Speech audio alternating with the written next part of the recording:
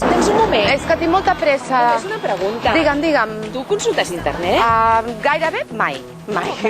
Mira, tinc molt males experiències amb internet. La veritat és que em fa perdre molt el temps i no m'interessa. Alguna cosa, però... Què t'ha passat? Bueno, mira, si vols t'ho explico, però molt ràpidament. Vinga, ràpid. Mira, jo tenia un apartament per vendre, d'acord? Tinc un apartament a Eivissa amb el meu exmarit i vam decidir quan ens vam separar que el teníem que vendre, no?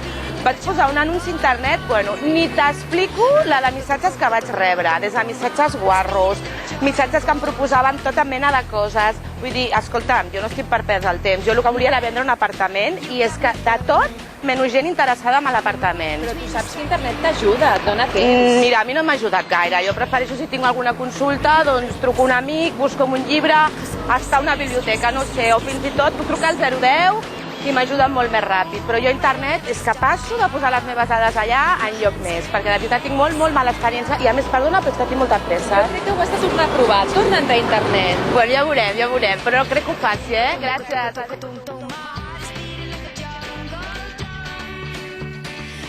¿Sí? Sí, soy yo. Soy Melanie 1970. ¿Quién eres? ¿Eres Osito Panda 1975? Hola, ¿qué tal? Sí. Sí, bueno, yo te escribí porque vi tu perfil en la web de mylove.com y bueno, pues me gustó. Veo que tenemos muchas cosas en común. Sí, a mí también me gusta nadar, montar a caballo, la gastronomía, los vinos. Sí, ay, qué bien. ¿En serio? ¿Quieres quedar conmigo? Sí, pues podríamos quedar en el bar este que está en Santa María del Mar. Sí, este mismo. ¿El viernes a las 8? Perfecto.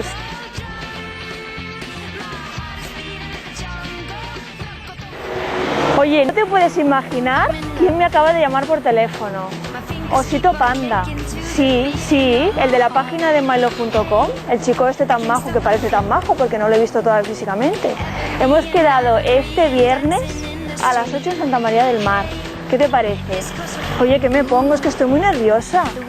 Sí, ¿sabes qué pasa? Que el sábado tengo otra cita con otro chico de mylove.com.